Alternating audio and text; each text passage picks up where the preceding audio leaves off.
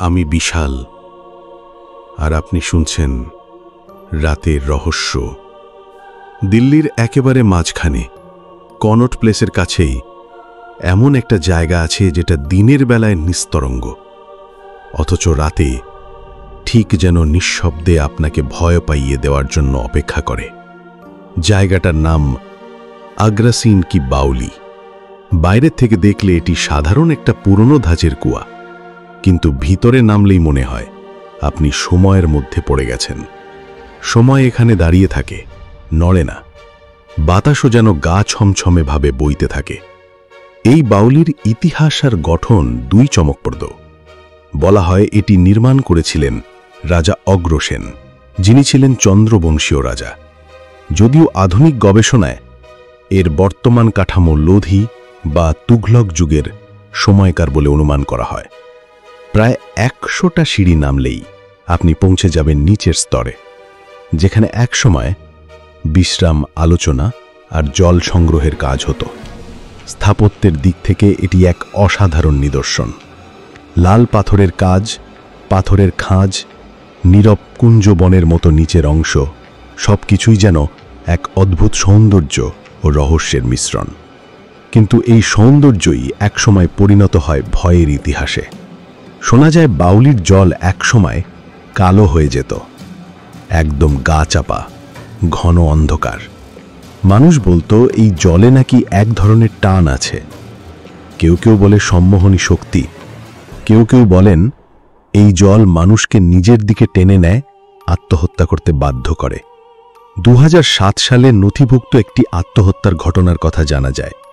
যদিও পুলিশি তদন্তে কোনো অতিপ্রাকৃত কারণ পাওয়া যায়নি, কিন্তু তখন থেকেই স্থানীয়রা বলতে শুরু করেন এই বাউলির জল অভিশপ্ত।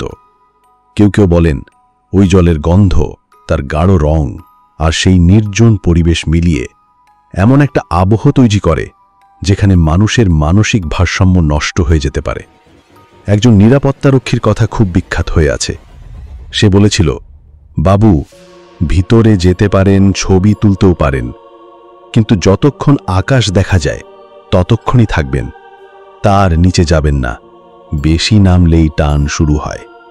এই কথা প্রথমে অদ্ভুত লাগলেও পরে অনেক পর্যটকই সেই কথার অর্থ বুঝেছেন। বিশেষ করে যারা বেশি নিচে নেমেছেন, তারা ভিড়ে এসে বলেছেন একটা সময় পর কেমন যেন দম বন্ধ হয়ে আসছিল। মনে হচ্ছিল কেউ যেন পেছন থেকে ফিসফিস করে বলছে, আরেক ধাপ নামো। এখন প্রশ্ন উঠতেই পারে, এগুলো কি শুধুই গুজব, মনস্তাত্ত্বিক বিভ্রম, নাকি সত্যিই এই জায়গায় এমন কিছু আছে যা আমরা বুঝি না? এবার বলি এক তরুণ ফটোগ্রাফারের অভিজ্ঞতা।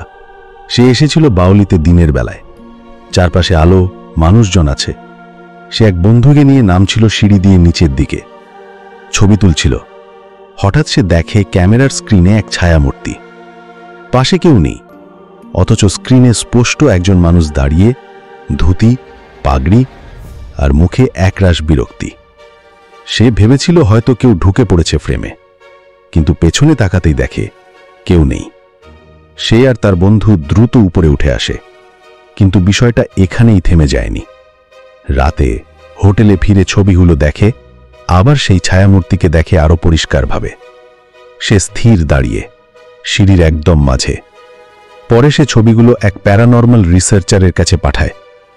তিনি বলেন, এটা মানুষ না, এটা রেসিডুয়াল হন্টিং, মানে অতীতের ঘটনা একটা এনার্জি হিসেবে ওই জায়গায় থেকে যায়।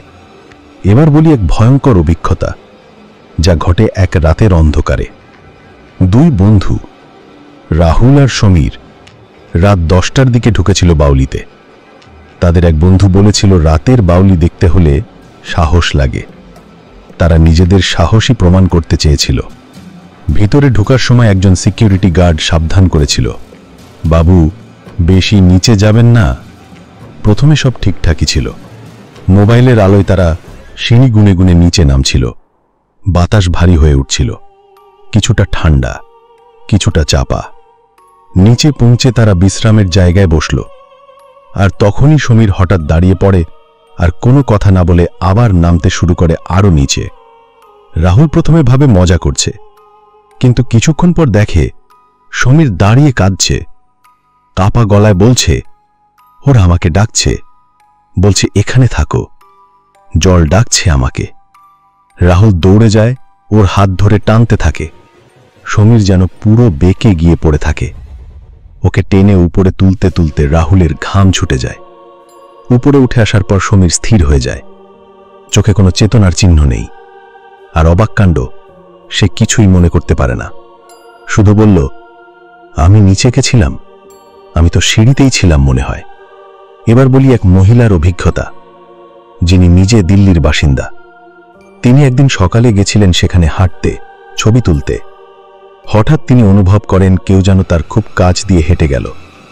পেছনে তাকালে কাউকে পাননি। আবার সামনে ক্যামেরায় দেখতে পান ছবির ফ্রেমে এক মহিলা, লাল শাড়ি, খোলা চুল, একদম দৃষ্টির বাইরে দাঁড়িয়ে। কিন্তু পরে ছবিগুলো চেক করতে গেলে সেই ছবি আর দেখা যায় না। একটা অদ্ভুত জিনিস হলো, এই বাউলির আশেপাশে পাখি খুব একটা আসে না। জল থাকলেও তারা উড়ে এসে বসে না, যেন কেউ বা কিছু তাদের রুখে দেয়। এই রকম অসংখ্য গল্প এই বাউলিকে ঘিরে ছড়িয়ে আছে। কেউ বলেন ওটা অভিশপ্ত, কেউ বলেন ওটা অতৃপ্ত আত্মাদের আবাস। ইতিহাসের পাতায় হয়তো এসব লেখা থাকবে না, কিন্তু যারা গেছেন, যারা অনুভব করেছেন, তারা জানেন কিছু তো আছে। আগ্রাসিন কি বাউলি এখন আর্কিওলজিক্যাল সার্ভে অফ ইন্ডিয়ার অধীনে। রক্ষণাবেক্ষণ চলছে, ট্যুরিস্টরা আসে, ফটোগ্রাফাররা ভিড় করে এখানে, সিনেমা বিজ্ঞাপনেও শুটিং হয় এখানে। কিন্তু এই ফাঁকেই রয়ে যায় কিছু দাগ, কিছু কান্না, আর কিছু এমন ডাক যার উৎস আপনি খুঁজে পাবেন না, কিন্তু কানে বাজতেই থাকবে। তাই যদি কোনোদিন যান আগ্রাসেন কি বাউলিতে, তখন একবার থেমে দাঁড়ান, নিঃশ্বাস ফেলুন, আকাশ দেখুন, আর নিজেকে মনে করিয়ে দিন আপনি এখানে শুধুই একজন দর্শক। অতীত কিন্তু এখনো জেগে আছে। আমি বিশাল, আপনাদের এই গল্প শুনিয়ে আজকের মতো বিদায় নিচ্ছি। ভালো থাকবেন।